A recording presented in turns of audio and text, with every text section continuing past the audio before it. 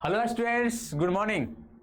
आप सभी का स्किल्स मैथमेटिक्स के यूट्यूब चैनल पर वेलकम है। तो बच्चों, आज हम लोग स्ट्रेट लाइन का क्रैश कोर्स पढ़ने जा रहे हैं, है ना। तो आज हम लोग आप लोग का जो स्ट्रेट लाइन का पूरा फॉर्मूला वगैरह जो है सारी चीज़ें बताने वाले हैं। तो very very important for straight line. Straight line बच्चों बहुत ही इंपॉर्टेंट टॉपिक होता है।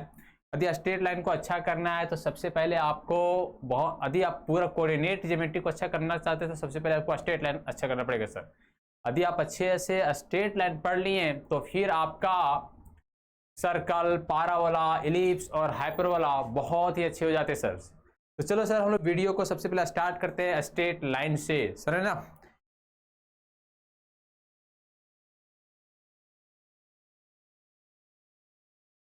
स्ट्रेट लाइन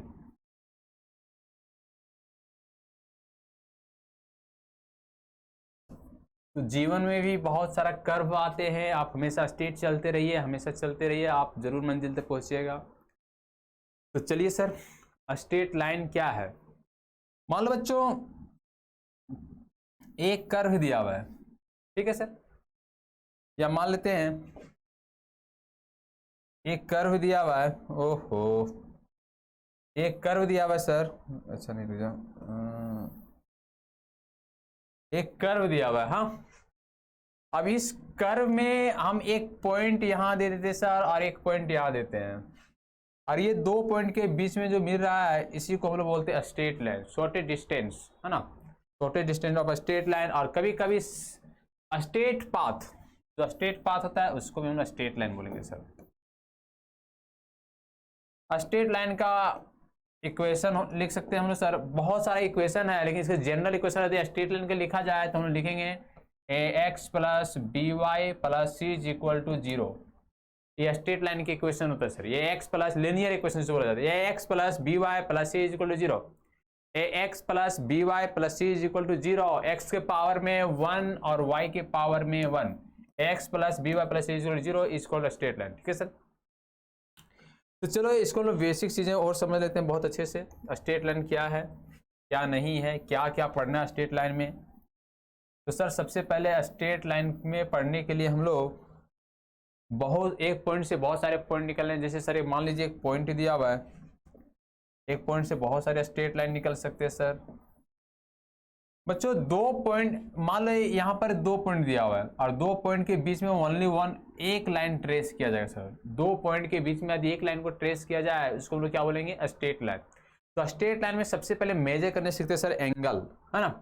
स्ट्रेट लाइन को सबसे पहले मेजर क्या करने सकते हैं सर, एंगल।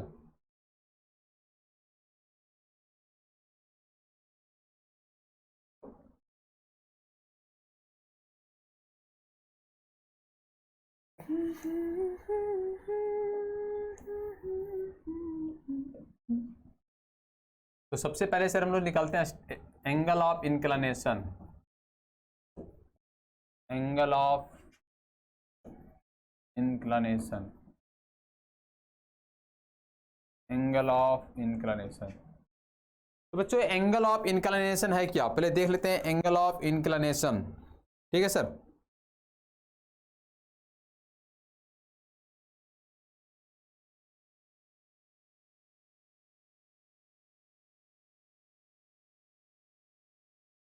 एक लिखते हैं लाइन,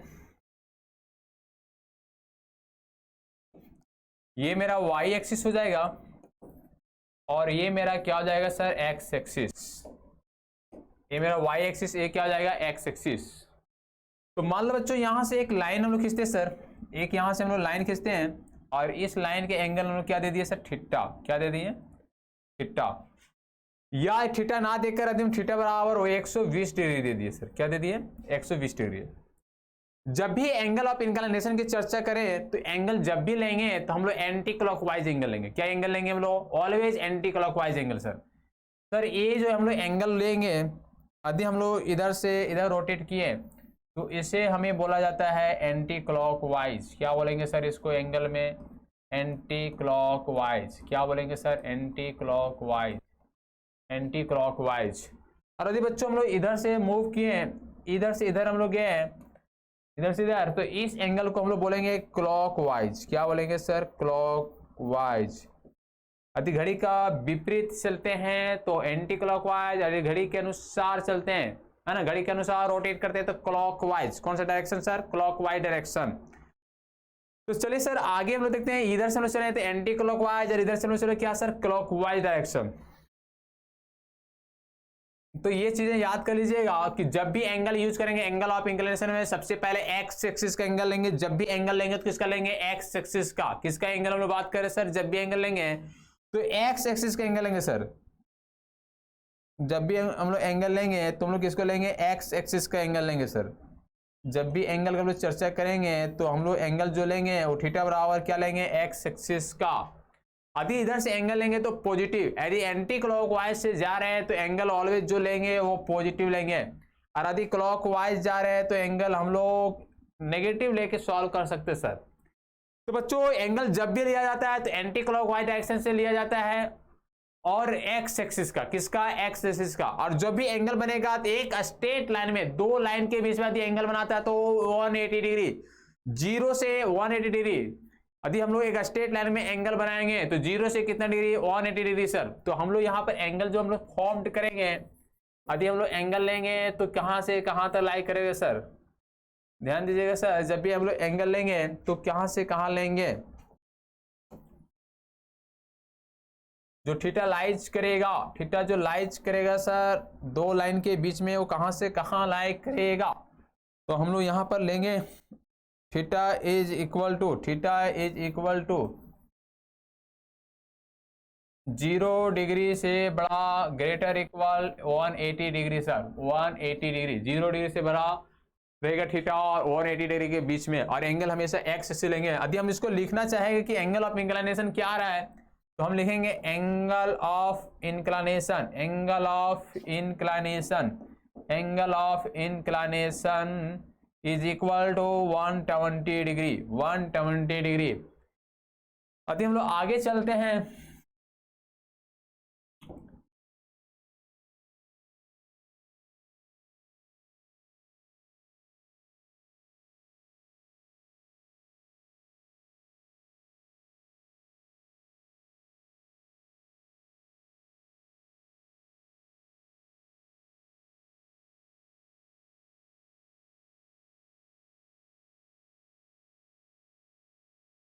तो बच्चों जब भी एंगल लेंगे तो हम लोग क्या लेंगे? Anti clockwise direction. तो ये एंगल मेरा कितना ले लेते हैं? मान लो ये 45 डिग्री है।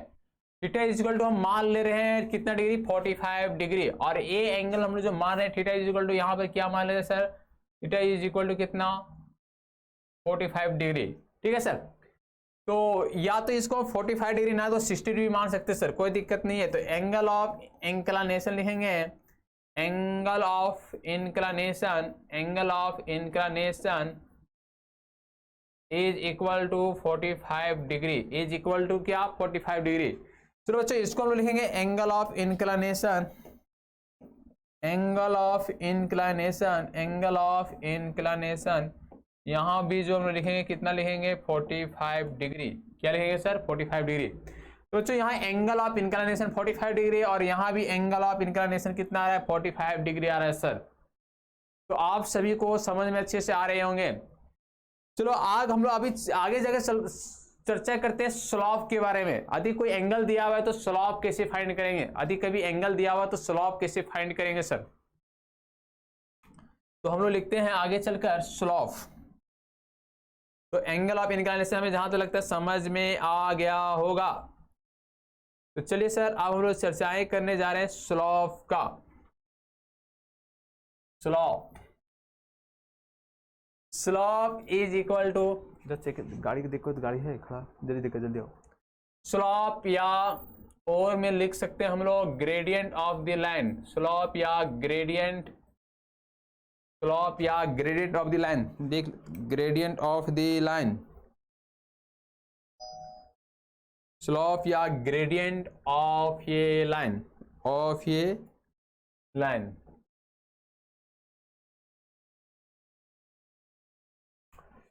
तो जितनी चर्चाएं हम लोग एंगल ऑफ इंक्लिनेशन में किए हैं वही सारी चर्चाएं फिर से रिपीट करने वाले हैं सर। तो स्लॉप और ग्रेडियंट ऑफ द लाइन में क्या अंतर है वो चीजें हम लोग देखते हैं। स्लॉप और ग्रेडियंट ऑफ द लाइन, तो एंगल ऑफ इंक्लिनेशन हम लोग देख क्या रहे थे कि थीटा बराबर एंगल आ रहे थे 120 डिग्री, 60 डिग्री, 45 डिग्री, बहुत डिफरेंट टाइप्स का एंगल हम लोग फाइंड कर रहे थे। और उसी एंगल से हम लोग यहाँ स्लॉप निकालेंगे सर। स्लॉप को हिंदी में ढलान, देखो जैसे सर स्लॉप है क्या, जैसे एक लाइन दे दी है हम लोग, लाइन दे दिए हैं, और ये मान लो वाई एक्सिस है, और ये मेरा क्या है सर एक्स एक्सिस, क्या है मेरा एक्स एक्सिस, और ये एक्स डैश एक्सिस है, और ये वाई डैश है। तो ये जो लाइन है, इसी लाइन को हम लोग बोलते हैं, ढलान जो आ रहा है इसी को हम लोग बोलते हैं स्लॉप। क्या बोलते हैं सर? स्लॉप। स्लॉप को डिनोट किया जाता है एम से। स्लॉप को किससे डिनोट किया जाता है? एम से। स्लॉप को ऑलवेज जो डिनोट करते हैं हम लोग एम से, और एम इज इक्वल टू क्या लिखेंगे? Tan theta. M is equal to क्या लिखेंगे? Tan theta. तो यहां हम लोग स्लॉप को जो डिनोट करेंगे एम से, और M is equal to ten theta. M is equal to tan theta.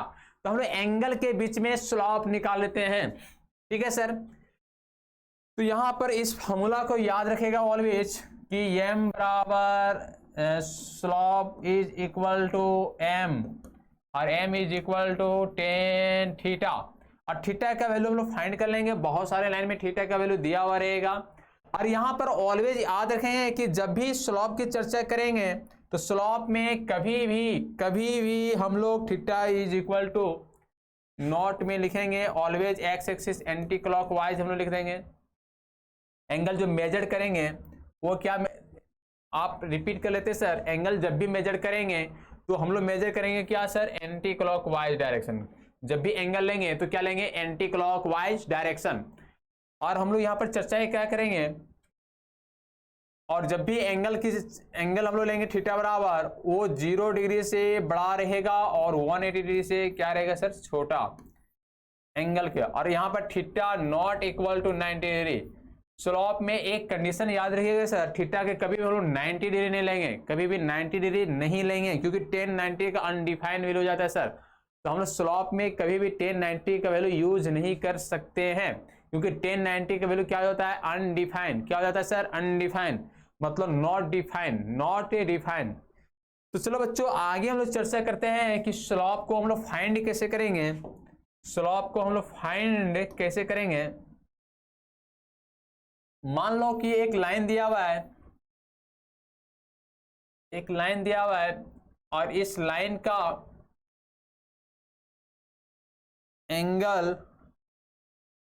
Angle जो दिया हुआ है वो 45 दिया हुआ है। क्या दिया हुआ है sir? 45 degree. Anti clockwise direction of x axis. कौन सा axis? X axis. Anti clockwise direction of x axis. तो हम लोग स्लॉप बराबर लिख देंगे एम। स्लॉप बराबर क्या लिखेंगे? एम, और एम इज इक्वल टू क्या? Ten theta. और यहाँ थीटा बराबर मेरा कितना दिया है? Angle 45 degree. तो बच्चों एम यहाँ 1045 डिग्री लिख देंगे, और 1045 डिग्री कितना आ जाएगा? 1। तो स्लॉप बराबर जो वैल्यू आया वो क्या आया मेरा? 1 आया। स्लॉप बराबर जो वैल्यू आया सर वो क्या आया? 1 आया। ठीक है सर। यदि किसी एक लाइन को हम लोग आगे ड्रॉ कर सकते हैं, यदि कोई लाइन को हम लोग ड्रॉ कर सकते हैं, यदि कोई लाइन लेते हैं और इस एंगल को हम लोग ड्रॉ कर देते हैं,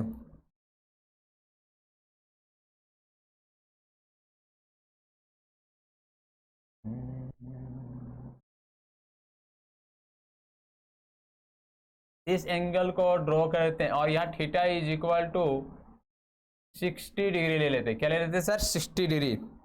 तो theta is equal to 60 degree. Theta is equal to 60 degree. तो हम लोग स्लॉप बराबर लिख देंगे, थीटा इज इक्वल टू कितना डिग्री आ रहा है? 60 डिग्री। तो स्लॉप बराबर लिख देंगे एम, और एम बराबर लिख देंगे 1060। और 1060 का वैल्यू कितना आ जाएगा? √3। क्या आ जाएगा सर? 1060 का वैल्यू क्या आ जाएगा? √3। तो कई बार एंगल दिया हुआ रहेंगे और स्लॉप फाइंड करना रहेगा, तो आप स्लॉप बहुत अच्छे से फाइंड कर सकते हैं सर। अति बच्चों किसी इस चीजों को हम लोग और आगे देखते हैं। तो मान लो ये लाइन हम लोग ड्रॉ कर दिए, और यहां पर हम लोग लिख दिए, और इधर से अभी एंगल दे दिया हुआ है। मान लो ये एंगल आप लोग का इधर से दिया हुआ है, तो हम यहाँ समझते हैं कि ये जो वैल्यू एंगल है, ये जो मेरा एंगल है, ये एंगल मेरा दिया हुआ है 120 डिग्री। कितना दे दिया हुआ है? 120 डिग्री, या 135 डिग्री लेते हैं, मान लेते हैं 135 डिग्री, 135 डिग्री वैल्यू ले लिए। तो बच्चों यहाँ मान लो टेन थीटा बराबर क्या आ गया? 135 डिग्री। तो स्लॉप बराबर लिख देंगे एम, स्लॉप बराबर एम, और एम बराबर 10 थीटा। तो यहाँ m का जो वैल्यू आ गया 10 कितना आ गया 135 डिग्री और m बराबर इज इक्वल टू -1, तो स्लोप बराबर बच्चों लिखेंगे m और m बराबर -1, ये मेरा स्लोप का वैल्यू आ गया। तो slope is equal to m और m इज इक्वल टू -1, तो स्लोप का वैल्यू कितना आ रहा है -1। अधिक कई ऐसे चीजें होता है जो मान लो हमें 135 डिग्री का वैल्यू मालूम नहीं चल रहा है, तो मान लो 135 डिग्री का वैल्यू मालूम नहीं चल रहा है कि क्या होगा, तो मान लो यदि 135 डिग्री का वैल्यू मालूम नहीं चल रहा है तो हम यहाँ थीटा बराबर कितना ले रहे हैं 135 डिग्री ना, तो हम लोग इसको लिखेंगे स्लोप बराबर क्या लिख दिए m और m बराबर 10 135 डिग्री। तो यदि हम लोग यहाँ 10 135 मालूम नहीं चल रहा है तो 90 प्लस 45 90 प्लस 45 10 90 प्लस 45 और 10 90 में चेंज कर जाएगा कोट में, और कौन सा क्वाड्रेंट जा रहा है फर्स्ट क्वाड्रेंट 90 और 90 फर्स्ट क्वाड्रेंट 90 फिर 45 कौन सा क्वाड्रेंट सेकंड क्वाड्रेंट, और सेकंड क्वाड्रेंट में 10 का वैल्यू क्या होता है ऑलवेज नेगेटिव, 10 का वैल्यू क्या होगा सर ऑलवेज नेगेटिव होगा सर। तो हम इसको यूज करेंगे, क्या करेंगे इसको यूज, कैसे यूज करेंगे तो लिखेंगे m, और हम लोग यहाँ पर लिखेंगे m is equal to 10 m is equal to 10 90 में चेंज कर जाएगा कोट में 45 डिग्री, कोट कितना आ जाएगा 45, क्योंकि फॉर्मूला होता है 10 90 degree plus theta is equal to minus cot theta, 10 90 plus theta is equal to minus cot theta. तो यहाँ पर वैल्यू दिया थीटा, तो हमने यहाँ पर लिखे क्या यूज किया थीटा, यहाँ 45 आ जाएगा, लेकिन कौन सा सिंबल यूज करेंगे नेगेटिव, क्यों सेकेंड क्वाड्रेंट में 10 का वैल्यू ऑलवेज क्या होता है नेगेटिव। तो m बराबर 10 45 का वैल्यू 10 कॉट 45 का वैल्यू कितना जाएगा 1 इज इक्वल टू -1। तो इस तरह से स्लोप आते हैं, बहुत सारे वैल्यू स्लोप की निकाला जाता है। अध्ययन स्लोप की और आगे कंसेप्ट देख लगते हैं।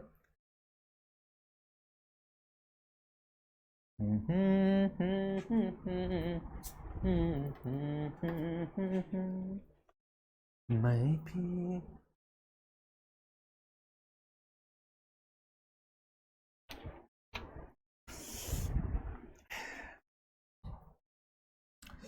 यदि स्लोप की आगे चर्चा करते हैं तो स्लोप लिखते हैं स्लोप,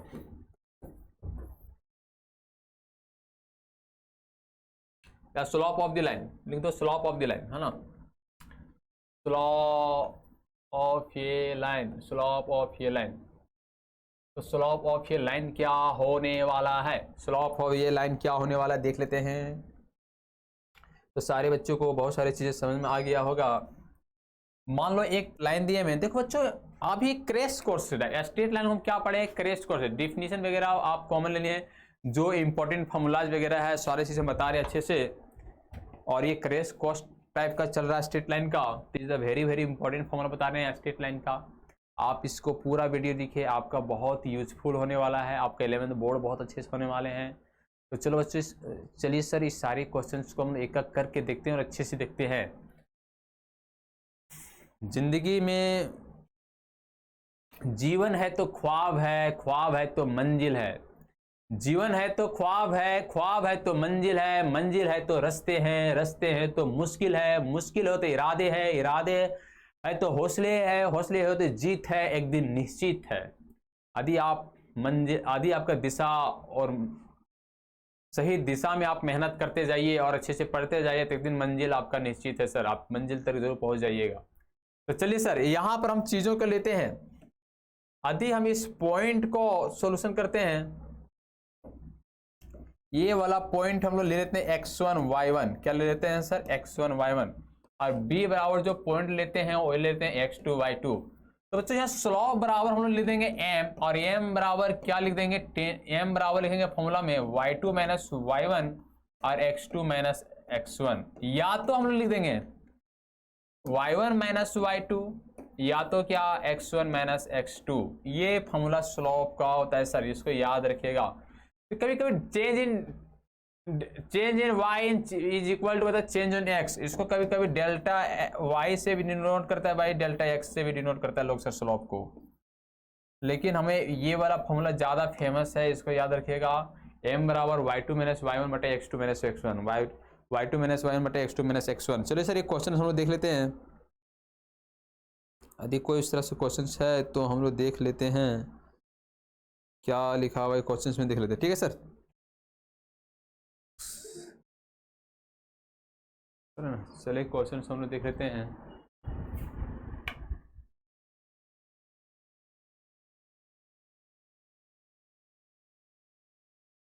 मान लो बच्चों अधिक क्वेश्चन इस तरह दिया हुआ है, find the slope, find the slope, find the slope of the line, of the line, of the line whose inclination, inclination का मतलब एंगल होता है, whose inclination, whose inclination is, तो पहला दिया हुआ है 0 डिग्री, क्या दिया हुआ है सर 0 डिग्री, तो हम लोग लिखेंगे इसको सोल्यूशन कर देते हैं। पहला जो दिया हुआ है 0 डिग्री, तो 0 डिग्री का सोल्यूशन कर लेते हैं हम लोग, लिखेंगे स्लोप बराबर m और m बराबर क्या tan थीटा, tan 0 डिग्री, और tan 0 डिग्री का वैल्यू क्या आ जाएगा 0। मान लो बच्चों दूसरा क्वेश्चन लिखा हुआ है, दूसरा क्वेश्चन लिखा हुआ है 60 डिग्री, क्या लिखा हुआ है सर 60 डिग्री, तो हम लोग लिखेंगे स्लोप, क्या लिखेंगे स्लोप, स्लोप बराबर m और m बराबर क्या होता है सर tan थीटा, तो यहां ले देंगे tan कितना 60, और tan 60 का वैल्यू क्या हो जाएगा √3, क्या लिखा हुआ है √3।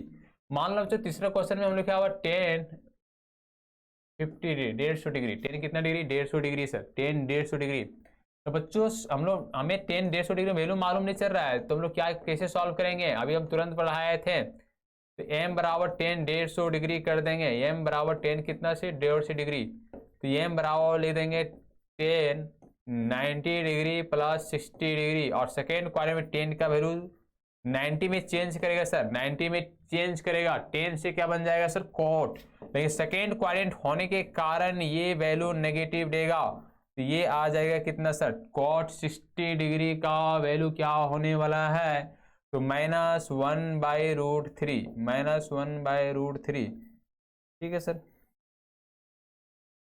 अब देखो cot 60 का वैल्यू मालूम है तो लिख सकते हैं cos 60 डिग्री बटा sin 60 डिग्री, cos 60 डिग्री का वैल्यू कितना आ जाएगा 1/2, और cot 60 degree is equal to, तो यहाँ पर 1/2 और ये √3/2, 2 कैंसिल, यहाँ 1/√3, तो चीजों के देख रहे हैं कि यहाँ पर नेगेटिव है, सिंबल में यहाँ पर देख रहे हैं हम लोग क्या नेगेटिव है, तो यहाँ पर भी क्या पड़ेगा नेगेटिव पड़ेगा, तो इस तरह से क्वेश्चन सॉल्व आउट हो जाएंगे सर। जे बोर्ड में बहुत ही आसान आसान क्वेश्चन आने वाला है, तो ये सारे क्वेश्चंस को आप जरूर सॉल्व कीजिएगा सर अच्छे से। हाँ नेक्स्ट क्वेश्चन देखते हैं बच्चों, 2 पॉइंट का बीच में फॉर्मूला हम लोग क्या यूज किए थे सर, 2 पॉइंट के बीच में फॉर्मूला जो यूज किए थे वो क्या यूज किए थे हम लोग देख लेते हैं। स्लोप बराबर हम लिखे थे, स्लोप ऑफ द लाइन बराबर स्लोप बराबर हम लिखे थे m, और m बराबर लिखे थे फॉर्मूला में y2 - y1 बटा x2 x1, तो 2 पॉइंट यदि एक लाइन में 2 पॉइंट दिया हुआ है x1 y1 and x2 y2, तो उसका फॉर्मूला लिखेंगे y2 - y1 बटा x2 - x1, y2 - y1 बटा x2 - x1। तो चलिए सर एक क्वेश्चन देख लेते हैं, find the slope of the line through the points, find the slope, find the slope, find the slope of the line, find the slope of the line through the points, through the points, तो पहला points जो दिया हुआ है वो क्या दिया हुआ है 6 और 3 एंड 9 और 3, तो 2 पॉइंट के बीच में स्लोप निकालना है, क्या निकालना है स्लोप। यदि मान लो ये पॉइंट हम लोग ये मान लेते हैं, तो ये का जो पॉइंट दिया हुआ है 6 और 3, और जो बी पॉइंट दिया हुआ है 9 और क्या दिया हुआ है 3, तो हम लोग लिखेंगे स्लोप बराबर, और स्लोप बराबर क्या हो जाएगा m, और m बराबर जो फॉर्मूला हो जाएगा y2 - y1 बटा x2 - x1, तो putting the value getting the results, है ना, वैल्यू पुट करेंगे हम लोग और सॉल्व कर देंगे इस क्वेश्चन को। तो कैसे सॉल्व करेंगे, हम लोग m को लिखेंगे, y2 को वैल्यू कितना दिया बच्चों y2 is equal to 3, y2 is equal to, देख लो y2 का जो वैल्यू दिया हुआ है ये मेरा y2 हो रहा है यार, ये क्या हो रहा है y1, तो 3 माइनस 3, तो y2 का 3 माइनस 3, 3 माइनस 3, और x2 कितना दिया हुआ 9, x2 कितना दिया 9 और x1 कितना दिया 6, तो 9 माइनस 3, तो ऊपर में आ जाएगा 0 और बट्टा में कितना आ जाएगा 6, और 0/6 इज इक्वल टू कितना 0, तो स्लॉप कितना आ गया 0, स्लॉप क्या आ गया सर 0। ठीक है सर, एक क्वेश्चन और दिखा देते हैं आप लोग को, एक क्वेश्चन और देख लेते हैं हम लोग।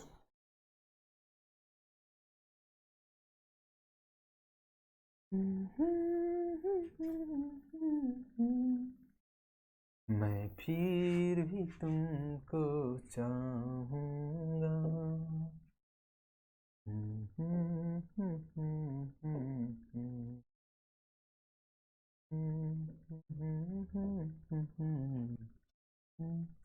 चलो क्वेश्चन नंबर 2 में देख लेते हैं।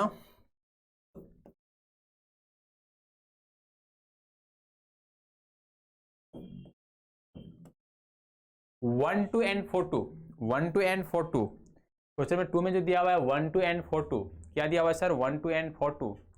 तो चलो इसको सॉल्व आउट करते इस क्वेश्चन को और बनाते हैं, सॉल्व आउट करते इस क्वेश्चन को और बनाते हैं। तो ले लेते हैं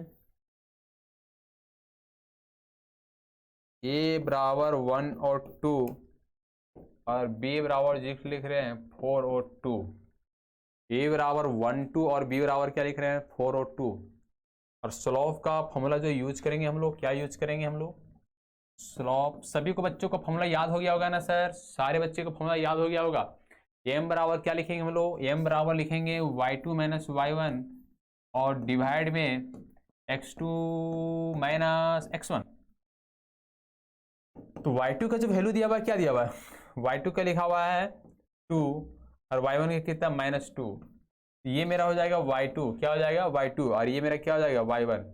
x2 कितना दिया बच्चों, x2 के दिया हुआ 4 और x1 कितना दिया हुआ 1, तो 4 - 1 सब में 0/0, ये भी m का वैल्यू आ गया 0/3 बराबर 0। स्लॉप क्या आ जा रहा है 0, स्लॉप क्या आ जा रहा है सर 0, y2 - y1 बटा x2 - x1, स्लॉप क्या आ जा रहा है 0। नेक्स्ट क्वेश्चन और देख लेते हैं हम लोग।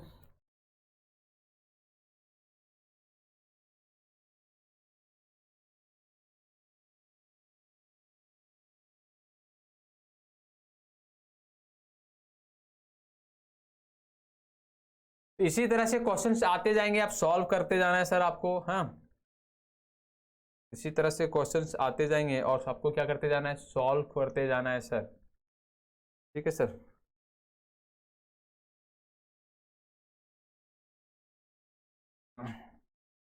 क्वेश्चन देख रहे थे 3 नंबर।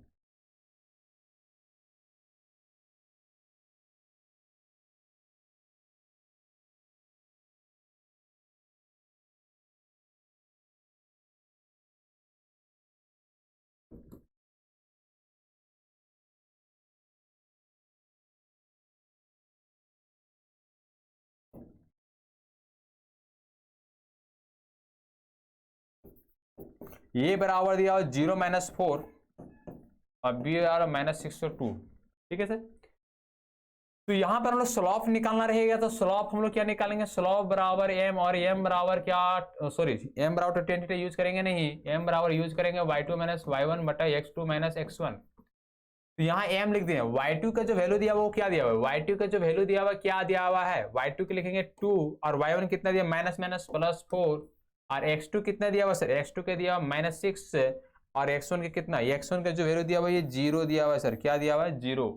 तो यहाँ पर हम लोग यूज करेंगे -0, तो ये आ जाएगा m बराबर क्या 6/-6 कैंसिलेशन हो जाएगा, तो m इज इक्वल टू क्या -1।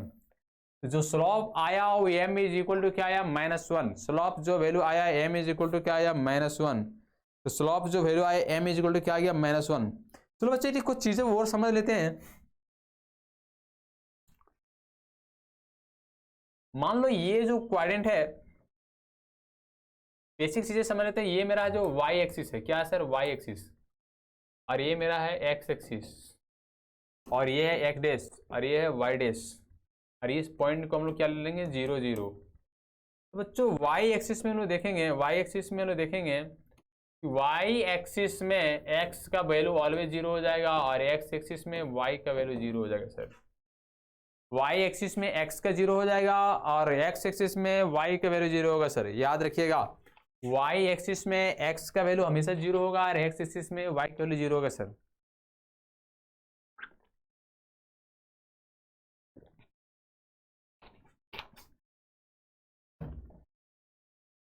चलो नेक्स्ट क्वेश्चन देख लेते हैं।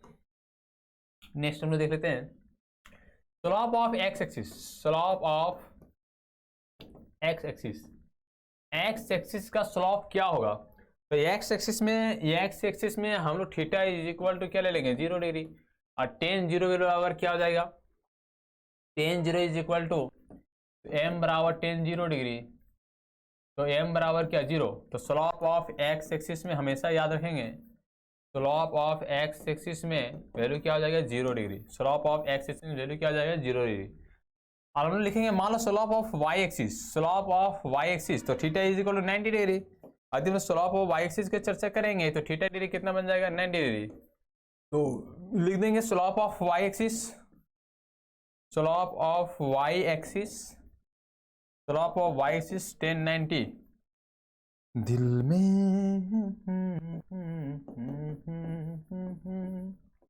1090, तो थीटा डिग्री 90 डिग्री बढ़ जा रहा है तो 1090 क्या आ जाता है? Not defined. क्या आ जाता है सर? स्लोप आ जाएगा not defined. Not defined slope क्या आ जाएगा मेरा? Not defined. तो एम बराबर आ जाएगा नॉट डिफाइंड। तो हम लोग यहाँ पर क्या सीखे? हम लोग यहाँ पर सीखे कि 1090 का वैल्यू एक्स एक्सिस में, कौन सा एक्सिस में? एक्स एक्सिस में 1090 का वैल्यू, सॉरी एक्स एक्सिस में स्लोप 0 डिग्री होता है और वाई एक्सिस का स्लोप नॉट डिफाइन होता है सर। तो हम लोग एक वर्ड और समझ सकते हैं सर, यहां से हम लोग एक वर्ड और समझ सकते हैं कि यदि कोई लाइन एक्स एक्सिस में रहे, यदि कोई लाइन एक्स एक्सिस का पैरेलल रहे, यदि कोई लाइन एक्स एक्सिस का पैरेलल रहे तो वहां पर स्लोप का जो होगा, जहां वहां पर स्लोप क्या होगा? 0 डिग्री। और यदि कोई लाइन वाई एक्सिस का पैरेलल रहे तो वो स्लोप हो जाएगा नॉट डिफाइन। तो यहां से हम लोग आगे चल के समझ के लेते हैं। यहां से एक पॉइंट को हम लोग लिखते हैं कि यदि कोई लाइन, ये जो मेरा एक्स एक्सिस और ये हम लोग लेते हैं वाई एक्सिस, ये वाई एक्सिस यूज करेंगे हम लोग और ये एक्स एक्सिस। तो हम देख क्या रहे हैं कि इफ ये जो लाइन है पैरेलल है एक्स एक्सिस, या ऊपर से पैरेलल है या नीचे से पैरेलल है, कोई फर्क नहीं पड़ने वाला है। यदि ऊपर से पैरेलल है या नीचे से पैरेलल रहे कोई फर्क पड़ने वाला नहीं है। तो हम यहाँ लिख सकते हैं कि if line parallel to X axis, if line parallel to X axis, if ये line parallel to X axis then slope is equal to 0, then slope is equal to 0। तो अभी एक्स एक्सिस का स्लोप 0 हो ही रहा था, साथ साथ में यदि एक्स एक्सिस का कई एक्स एक्सिस में यदि कोई लाइन पैरेलल कर रहा है तो उसका भी स्लोप 0 डिग्री होगा। तो हम यहां से सीखें कि इसका जो स्लोप आ रहा था वो तो 0 आ ही रहा था, तो साथ साथ में इसका भी स्लोप जो आ रहा है, इसका भी जो स्लोप आ रहा है पैरेलल होने के कारण ये भी स्लोप क्या देगा? 0 देगा सर। ठीक है सर। और यदि इफ कोई लाइन,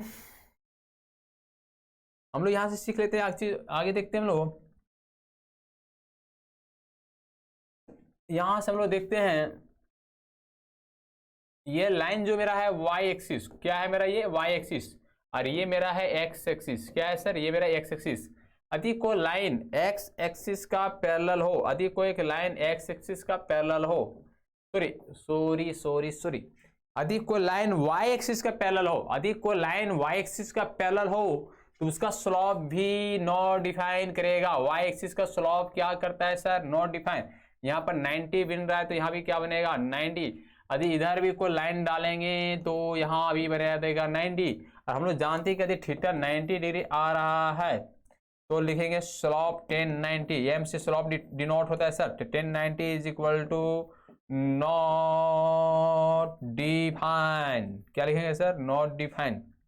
सर अब यहां से चीजों को समझो, यहां से हम चीजों को समझेंगे। लिखेंगे इफ ये line parallel to Y axis, if ये line parallel to y axis then slope is not define. तो क्यों नहीं डिफाइन हो रहा है, तो चीजों को बता दिया गया सर। यदि कोई 90 डिग्री बन रहा है तो स्लोप क्या हो जाता है, नॉट डिफाइन हो जाता है सर। क्या हो जाता है, नॉट डिफाइन हो जाता है। यदि 90 डिग्री आता है स्लोप क्या हो जाता है, नॉट डिफाइन। समझ में नहीं आ रहा है, सारी चीजें बहुत अच्छे से समझ आ रहा होगा सर। चलिए बच्चों एक चीज आगे और देखते हैं आगे।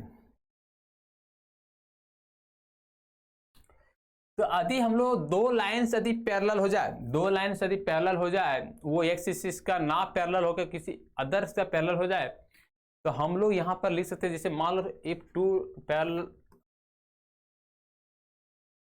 लिख देते पहले एंगल बिटवीन टू लाइन्स, है ना, एंगल बिटवीन टू लाइन्स, है ना। सबसे पहले फॉर्मूला यूज कर लेते हैं हम लोग, angle between two lines.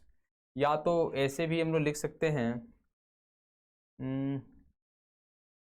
Condition for parallelism, है ना, वो भी लिख सकते हैं हम लोग, ठीक है सर। या condition for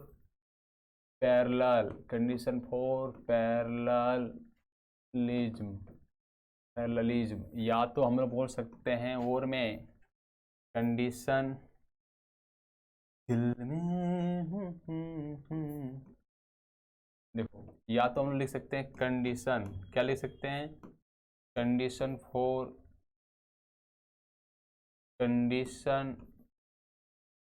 parallel, condition for parallel. तो कंडीशन फॉर पैरेलल के लिए हम लोग चर्चाएं कर रहे हैं, कंडीशन फॉर पैरेलल के लिए चर्चाएं कर रहे हैं। ये मेरा हो जाएगा y एक्सिस, कौन एक्सिस हो जाएगा, y एक्सिस, और ये जो मेरा होगा x एक्सिस हो जाएगा, और इधर से जो मेरा होगा x डैश हो जाएगा, और ये y डैश हो जाएगा। तो हम यहां से देख रहे हैं सर, ये मेरा हो जाएगा, और ये जो लाइन है पैरेलल है, क्या है सर, पैरेलल है। यदि मान लो इस एंगल को मैंने अल्फा मान लिया, तो ये एंगल मेरा क्या हो जाएगा, बीटा मान लिया, ठीक है सर। तो इस स्लोप को लिखते हैं, इसको हम मान लेते हैं स्लोप, ये ढलान है तो स्लोप है, स्लोप m1 मान लेते हैं, और यहाँ टेन थीटा टेन अल्फा, और इस स्लोप को हम मान लेते हैं स्लोप बराबर m2, स्लोप बराबर क्या, m2, और m2 बराबर क्या लिख लेंगे, टेन बीटा। यहाँ जो फॉर्मूला हो जाएगा पैरेलल के लिए, जब दोनों एंगल इक्वल हो जाएगा, अल्फा बराबर बीटा, तो tan alpha is equal to tan beta. तो यहाँ पर हम लिख देंगे क्या, m1 is equal to m2। तो दो लाइन यदि पैरेलल है, उसका स्लोप क्या होगा, m1 is equal to m2। इसका नामकरण कर देते हैं सर, इसका नेम दे देते हैं ऐश्वर्या बिपाशा कैटिना दिशा, है ना। तो AB और CD क्या दिया हुआ है sir, slope of AB is equal to हो जाएगा स्लोप ऑफ CD। तो AB को स्लोप m1 और इसको स्लोप क्या मान लेंगे, m2 मान लेंगे। तो कई ऐसे कंडीशन, एक और कंडीशन होता है पैरेलल लाइंस के लिए। तो ये चीजों को याद रखना, बेसिक सवाल है सर, कि दो लाइन्स यदि पैरेलल है विदाउट एक्स एक्सिस, यदि एक्स एक्सिस का पैरेलल हो रहा है तो जीरो ही हो जाएगा। यदि विदाउट एक्स एक्सिस का पैरेलल हो रहा है तो उसका स्लोप हम लोग क्या लिखेंगे सर, उसका स्लोप हम लोग क्या लिखेंगे, m1 बराबर m2, m1 बराबर क्या लिखेंगे, m2। यदि दो लाइन्स परपेंडिकुलर है सर, यदि दो लाइन्स एक दूसरे का क्या है, परपेंडिकुलर है, यदि टू लाइन्स परपेंडिकुलर है तो उसका स्लोप लिखेंगे m1 is equal to m2, m1 m2 sorry, दो लाइन यदि परपेंडिकुलर है तो m1 m2 is equal to -1 लिखेंगे सर, है ना। तो condition for perpendicular, condition for perpendicular, condition for क्या, परपेंडिकुलर, कंडीशन फॉर परपेंडिकुलर। तो दो लाइन परपेंडिकुलर हो रहा है सर, ठीक है सर। तो हम इसको यूज कर देंगे, मान लो ये लाइन का स्लोप जो दिया हुआ है m1, यहाँ 90 डिग्री देते हैं, ठीक है सर। ये स्लोप इसका हम लेते हैं स्लोप बराबर m1, और इसका स्लोप लिख देते हैं स्लोप बराबर m2, स्लोप बराबर क्या, m2। स्लोप बराबर m2,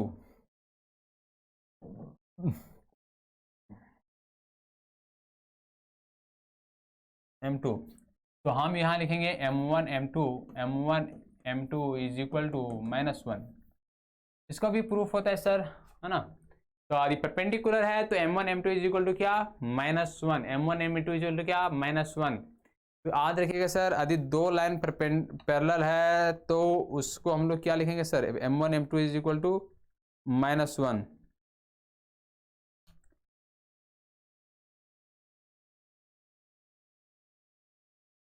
चलिए सर देख लीजिएगा।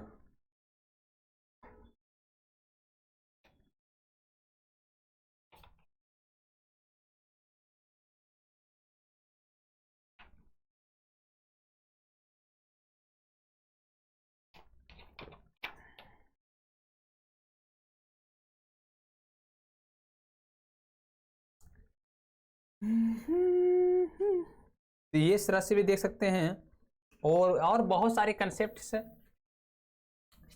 उतना प्रूफ तो भी करना नहीं चाह रहे हैं सर आप, लेकिन देख लीजिए हल्का सा।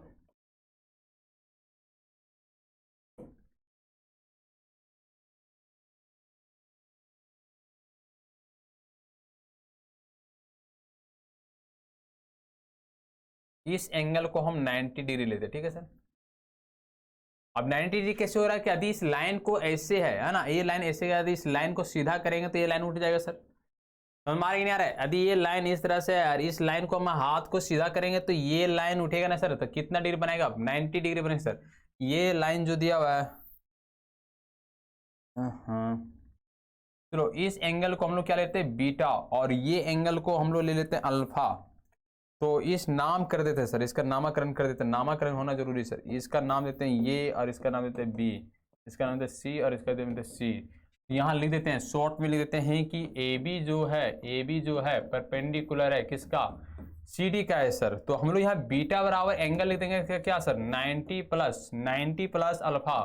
ये फॉर्मूला के अनुसार होता है सर कि ये ब्राह एंगल दो इंटीरियर एंगल का इक्वल होता है सर।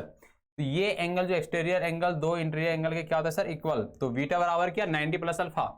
तो यहाँ पर ले देंगे 10 बीटा, इसको हम स्लॉप मान लेते हैं m1, इस स्लॉप को हम इसको क्या मान लेते हैं m1, और इसका जो स्लॉप मान लेते हैं हम लोग, इसका हम लोग स्लॉप जो मान लेते हैं वो मान लेते हैं स्लॉप m2। क्या मान लेते हैं, m2। तो 10 बीटा आ जाएगा सर, 10 बीटा, और यहाँ पर क्या आ जाएगा 10 90 degree plus alpha. Second quadrant में 10 के होने के कारण -10, 90 के होने के कारण कोट में चेंज हो जाएगा। क्या चेंज हो जाएगा सर, कोट में। तो कोट अल्फा हो जाएगा, और यहाँ क्या लिख देंगे 10 बीटा बराबर 1 बटा कोट अल्फा, सॉरी यहाँ पर लिख देंगे 1 बटा 10 अल्फा, 10 अल्फा। तो 10 बीटा और गुने में क्या हो जाएगा 10 अल्फा बराबर क्या, -1।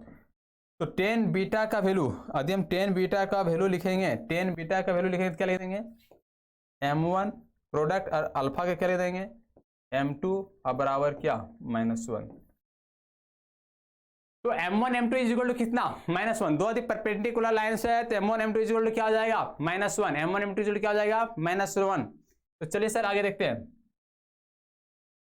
और हम लोग आगे देखते हैं क्या, angle between two curves, angle between two lines, lines के बीच में काम कर रहे हैं तो एंगल बिटवीन टू लाइन्स, है ना। Angle between two lines, angle between two lines, angle between two lines, एक लाइन और एक लाइन हम इधर से गिरा देते हैं, हाँ ठीक है सर। और इस एंगल को ले लेते हैं अल्फा, क्या ले लेते हैं, अल्फा। तो 10 थीटा, थीटा ले लेते हैं इसको, ठीक है, थीटा के लेते हैं। इसका जो फॉर्मूला हो जाएगा याद रखना, एंगल बिटवीन टू लाइन्स का, 10 थीटा बराबर m1 minus m2 by 1 plus m1 m2, याद रखिएगा सर। 10 थीटा बराबर फॉर्मूला हो जाएगा m1 minus m2 by 1 plus m1 m2। अच्छा, इस फॉर्मूला को हम लोग कैसे प्रूव करेंगे, तो हम इस फॉर्मूला का यूज कर सकते हैं 10a प्लस बी का फॉर्मूला पर, 10a plus 10b by 1 minus 10a into 10b, या 10a माइनस बी का फॉर्मूला लिखेंगे sir, 10a minus 10b, 10a minus b का फॉर्मूला क्या यूज करेंगे, 10a minus 10b by 1 plus 10a into 10b। तो ये फॉर्मूला पर ये फॉर्मूला प्रूफ हो जाएगा। तो टेन थीटा बराबर फॉर्मूला जो आ रहा है, यदि एंगल बिटवीन टू लाइन्स है, एंगल बिटवीन टू लाइन्स है, तो उसका फॉर्मूला निकलेगा टेन थीटा बराबर m1 minus m2 by 1 plus m1 m2, m1 minus m2 by 1 plus m1 m2। तो इस चीज़ों को याद रखिएगा। अब स्ट्रेट लाइन का ना standard form the straight line है, different standard form the straight line. चलो हम आगे लिखते हैं, हम लोग देख रहे थे नेक्स्ट टॉपिक क्या है। तो हम जो पढ़ाने वाले हैं आगे देख लेते हैं बच्चों, क्या पढ़ाने वाले हैं। तो हम पढ़ाने वाले हैं straight line in different standard form, straight lines, straight lines in different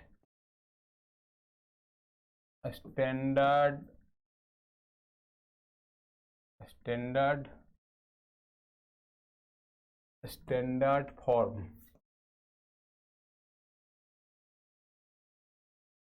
है ना। तो स्ट्रेट लाइन का डिफरेंट स्टैंडर्ड फॉर्म में हम लोग चर्चाएं करने वाले हैं। तो बच्चों straight line in different standard form, तो इसका चर्चाएं करने वाले हैं हम लोग।